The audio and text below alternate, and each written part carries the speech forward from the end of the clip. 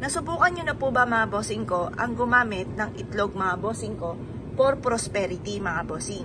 At ganoon din po for healing. At ganoon din po mga bossing ko, sabi nila ay makakatulong din ito. Kung kayo po ay hindi nyo alam kung ano yung tatayaan ninyo, pwede kayong magtanong sa itlog. Ito pa mga bossing ko, nasubukan ko na. Kaya lang po, nakalimang numero lamang po ako. Hindi na po masama mga bossing ko dahil 20 pesos lang po ang aking tinaya at naka 1,000 pesos po ako mga bossing. Tapos, ganun din po kapag po ikay nakalima naman ay 20,000 pesos depende sa bola.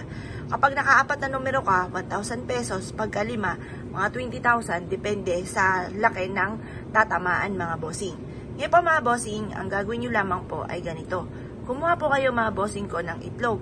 At pagkatapos mga bossing ko, humarap ka sa gawing silangan. Kung ikaw po ay hindi nyo malaman kung anong inyong tatayaan, kumuha ka ng isang platito at pagkatapos ay magtanong ka sa ating itlog.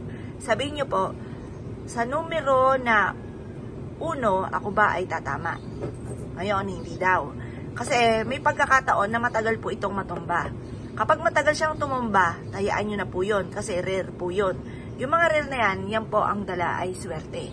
Ngayon po mga bossing, bukod po dyan mga bossing ko, pwede nyo rin tong mula ulo hanggang paa or mula paa hanggang ulo ay ipaikot-ikot nyo po ito pong ating itlog at sabihin nyo po na higupin ng itlog ang lahat ng mga kamalasan ninyo or ng inyong karamdaman. At pagkatapos, ito po ay basagin sa tubig na nasa baso mga bossing.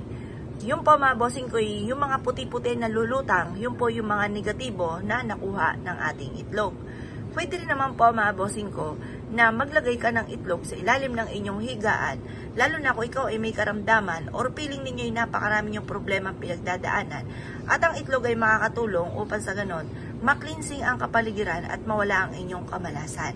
Yan po mga bossing, depende sa kung anong gusto po ninyo. May mga ganon sitwasyon sa mga naniniwala, sa mga simple mga pamamaraan ay maaaring makatulong na sila po ay mawala ang kamalasan at saka for healing kung lagi kang may karamdaman.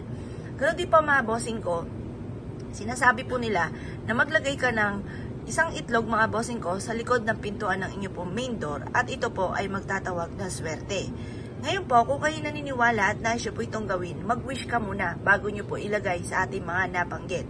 Punta ka sa gawing silangan at ibulong nyo po dito ang lahat ng inyong ninanais.